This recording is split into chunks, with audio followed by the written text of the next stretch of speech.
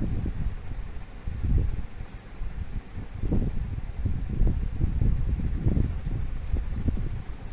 morning, second year commerce. This is the part 45 lecture, and for this chapter, rural credit money lender, this is the last and sixth lecture. ये last इस chapter का है. इसके बाद cooperative bank होगा, जिसको हम लोग नेक्स्ट क्लास में डिस्कस करेंगे. अब तक हम लोगों ने देखा who is the sahukar, Mahajan, indigenous banker, merit, demerit, difference, क्यों ये फेल हो रहे हैं, कॉमर्शियल बैंक क्यों सक्सेस हो रहा है, इस पर हम लोगों ने डिस्कस किया. In this concluding session of this chapter हम डिस्कस करेंगे सरकार ने क्या क्या प्रोग्राम लाया है रूरल इकोनॉमी के लिए, ताकि ये साहूकार महाजन से मुक्ति मिले और लोग जो है जो बैंकिंग सिस्टम है उसकी तरफ आगे बढ़े. इससे सबसे पहला हम बात करना चाहेंगे 20 पॉइंट प्रोग्राम का. इसके बाद ये आपके लिए सिर्फ यह चैप्टर से नहीं, आगे अगर आप कंपटीशन में जाना चाहते हो तो ये वहां पर it will play very significant role. 20 point program was formulated by the late Prime Minister Mrs. Indira Gandhi in the 1975. In my personal view, this was the marvelous 20 point program, जिसमें उन्होंने, आपको नेट पर कहीं मिले तो जरूर पढ़िएगा, जिसमें उन्होंने इंडियन सिस्टम में उन सारे जो है 20 ऐसे क्रॉनिक प्रॉब्लम को डिस्कस किया, कैसे इनको दूर करेंगे. ये अलग बात था, due to so many reason ये बहुत सक्सेस नहीं हुआ. एक पॉलिटिकल इशू था, कुछ गलतियां कहां से थी, that will be the political matter. I will not discuss here at this platform, but in my view as a educationist, that 20 point program was the excellent for the Indian economic and political and social system. हमने बताया Mrs Indira Gandhi जो late prime minister थी, उन्होंने दिया था, उसमें से एक पॉइंट आपका उन्होंने महाजन पर भी लिया था. इस प्रोग्राम के तहत जो उन्होंने कहा, इसका था क्या है, the loan which was mahajan had given to the farmer. इसमें जो प्रावधान किया गया था, जो महाजन ने लोन फार्मर को, किसानों को दिया है, landless and economic weaker class को दिया है. लैंडलेस मतलब जिनके पास जमीन नहीं था, their recovery had been abolish. अब वो उसकी रिकवरी ये साहूकार नहीं कर सकते थे. बहुत बड़ा स्टेप लिया, लोगों को जान जोखिम से बचाया, क्योंकि जो वो गांव के लोग जो ये उस समय तो बड़ी स्थिति खराब थी, क्योंकि सारे फार्मर ज्यादातर, बैंकिंग सिस्टम उतना मजबूत नहीं था और वो ज्यादातर फार्मर जो है इन्हीं के पास जाते थे. Due to this step that time, that problem was remove by the Mrs Gandhi through the 20 point program. Making law by the various, उन्होंने जो है उस समय तमाम सरकारों ने भी एक नियम कानून बनाया, उसको कहेंगे पहला, those mahajan who have been recover double amount then the principal amount. अगर किसी ने 100 रुपया लिया है और अब तक उसने 200 रुपया ब्याज के रूप में ले लिया है, ठीक है ना, credit to the farmer principal interest will not be any right. वो किसी प्रकार का वो उनसे लोन रिकवर नहीं कर सकता था, क्योंकि ये माना गया कि 100 रुपया का था, भाई साहब 200 रुपया हमने ले लिया तो अब आप रिकवर नहीं कर सकते, जितना था उतना हो गया. Second point, it will be compulsory for Mahajan Indian banker to get themselves registered. इनके लिए अनिवार्य कर दिया गया कि ये जो भी उस समय उस जो संस्थाएं हैं डीएम के यहाँ से या जो भी संस्था है वहां से ये रजिस्ट्रेशन ले, तभी ये बिजनेस कर सकते हैं. तीसरा, the auditing of their account had been made essential. कहा गया अब आप अपने अकाउंट का सर्टिफाइड ऑडिटर के द्वारा ऑडिट कराइए, नहीं तो आपको आगे काम करने नहीं दिया जाएगा, ताकि घपला रोका जा सके. आगे जो पॉइंट है future of the indigenous banker, मैंने बोला भी इसके पहले कि यस, जो हिस्ट्री बताता है कि साहूकार महाजन indigenous banker they are playing very significant role.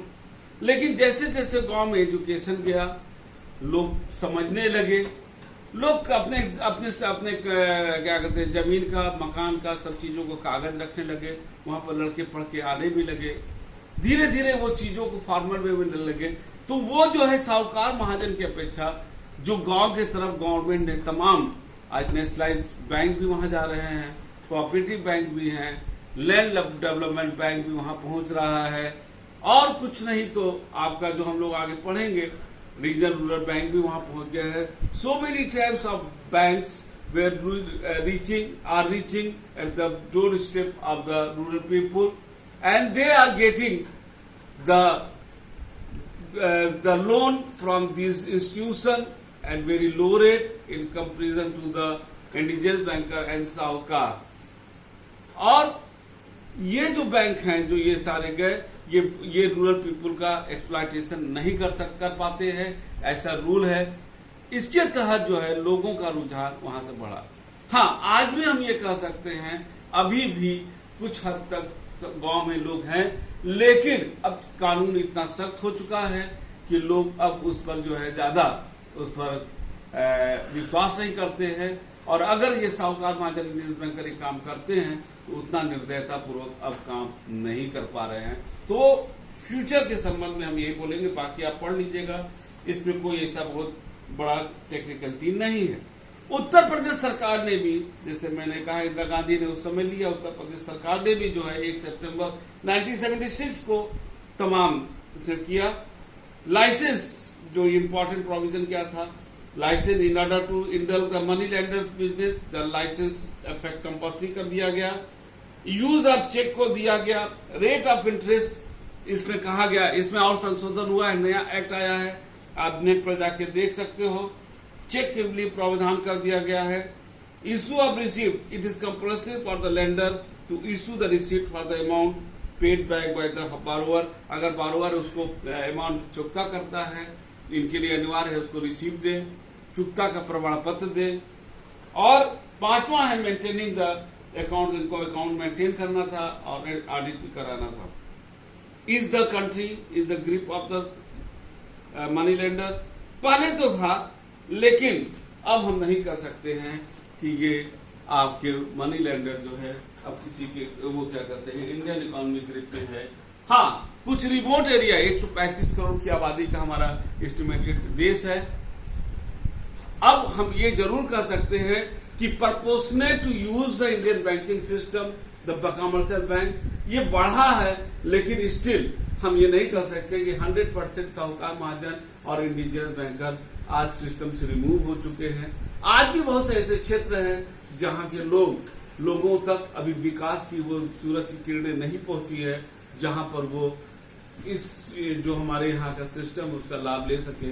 तो ऐसे दशा में वहां पर भी आज भी साहूकार महाजन है, लेकिन इतना कह सकते हैं कि वो अब एक कहा जाए कि उस अवस्था में है जहां पर वो ज्यादा शोषण नहीं कर सकते, क्योंकि धीरे धीरे अब हमारा बैंकिंग सिस्टम वहां तक पहुंच रहा है, उस दरवाजे तक पहुंच रहा है, और धीरे धीरे उनका जो प्रकोप है, एक्सप्लॉयटेशन का जो उनका है वो कम हो रहा है। साहूकार महाजन का मजबूरी है उनकी, कानून इतना सख्त है, कोर्ट इतना सख्त है, सरकार इतना सख्त है, और लोगों की जागरूकता भी बढ़ी है।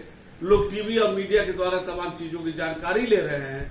अब कमर्शियल बैंक और कोऑपरेटिव बैंक आज सारी इंस्टीट्यूशन वहां पहुंच रही है। इस प्रकार हम इस चैप्टर में हम लोगों ने देखा कि यस, गांव एक जो है हमारी अर्थव्यवस्था का एक पिलर है।